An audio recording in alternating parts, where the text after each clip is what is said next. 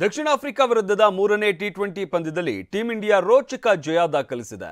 ಈ ಮೂಲಕ ಎರಡನೇ ಪಂದ್ಯದಲ್ಲಿ ಗೆದ್ದು ಬೀಗಿದ್ದ ದಕ್ಷಿಣ ಆಫ್ರಿಕಾದ ಲೆಕ್ಕ ಚುಕ್ತಾ ಮಾಡಿದೆ.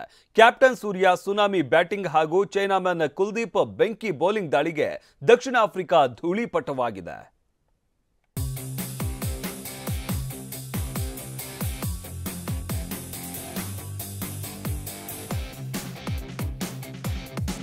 ದಕ್ಷಿಣ ಆಫ್ರಿಕಾ ನೆಲದಲ್ಲಿ ಆಫ್ರಿಕಾ ವಿರುದ್ಧ ಆಕರ್ಷಕ ಶತಕ ಸಿಡಿಸಿ ಅಬ್ಬರಿಸಿದ ಕ್ಯಾಪ್ಟನ್ ಸೂರ್ಯಕುಮಾರ್ ಯಾದವ್ ಆಫ್ರಿಕಾ ಆಟಗಾರರ ಪಂಚ ವಿಕೆಟ್ ಕಿತ್ತು ಚಿಂದಿ ಉಡಾಯಿಸಿದ ಚೈನಾ ಮ್ಯಾನ್ ಕುಲ್ದೀಪ್ ಯಾದವ್.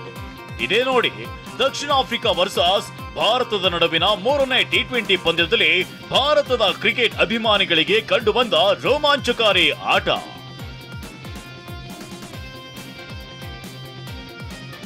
ಮೊದಲು ಬ್ಯಾಟಿಂಗ್ ಮಾಡಿದ ಭಾರತಕ್ಕೆ ಓಪನರ್ ಯಶಸ್ವಿ ಜೈಸ್ವಾಲ್ ಸ್ಫೋಟಕ ಆಟ ಆರಂಭಿಸಿ ಯಶಸ್ಸು ನೀಡಿತು.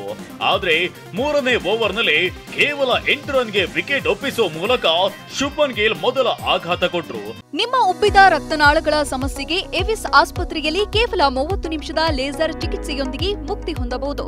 ಹೆಚ್ಚಿನ ವಿವರಗಳಿಗಾಗಿ ಸಂಪರ್ಕಿಸಿ 8088837300. ಆ ನಂತರ ಕ್ರೀಸ್ಗೆ ಇಳಿದ ತಿಲಕ್ ವರ್ಮಾ ಡಕೋಟಾಗೆ ಶಾಕ್ ಕೊಟ್ರು. ಸೂರ್ಯಕುಮಾರ್ ಶತಕದ ಸುನಾಮಿ.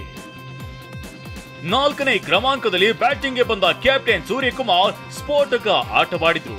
ಒಂದು ಕಡೆ ಜೈಸ್ವಾಲ್ ಆಕರ್ಷಕ ಅರ್ಧಶತಕ ಸಿಡಿಸಿ ತಂಡದ ರನ್ ಮೊತ್ತ ಏರಲು ಸಹಾಯಕವಾದ್ರು. ಜೈಸ್ವಾಲ್ಗೆ ಸಾಥ್ ಕೊಡುತ್ತಲೇ ಅಬ್ಬರಿಸಿದ ಸೂರ್ಯಕುಮಾರ್ ಕೇವಲ 56 ಬಾಲ್ಗಳಲ್ಲಿ ಅಮೋಘ ಶತಕ ಸಿಡಿಸಿದ್ರು. ಜೈಸ್ವಾಲ್ 60 ರನ್ ದಾಖಲಿಸಿ ಔಟ್ ಆದ್ರೆ ಸೂರ್ಯ ಸೆಂಚುರಿ ಬಳಿಕ ಪೆವಿಲಿಯನ್ ಸೇರಿದ್ರು.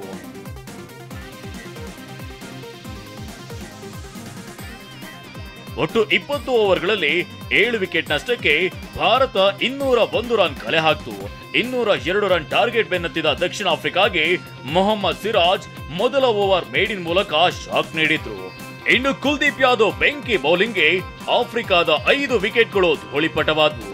ಕೊನೆಗೆ 13.5 ಓವರ್ಗೆ ಕೇವಲ 95 ರನ್ ಗಳಿಸಿ ಆಫ್ರಿಕಾ ಸೇನೆ ಸರ್ವ ಪತನವಾಯಿತು.